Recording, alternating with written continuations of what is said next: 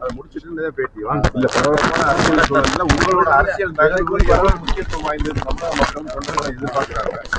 அதுக்கு உங்களோட சென்னையில மாவட்ட கழக செயலாளர் தலைமைகள் நிர்வாகிகள் கூட்டம் முடிந்தது உரிய பதில் உங்களுக்கு பாரத பிரதமரோட பொதுக்குழு நடக்குது தேசிய ஜனநாயக கூட்டணியோட. அதுக்கு உங்களுக்கு அழைப்பு வந்ததா?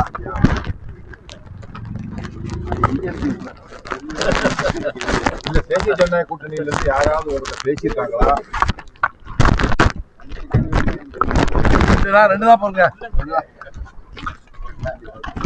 இல்லைங்க, தையில வந்து ஒவ்வொரு நாளும் கடந்துகிட்டே இருக்கீங்க.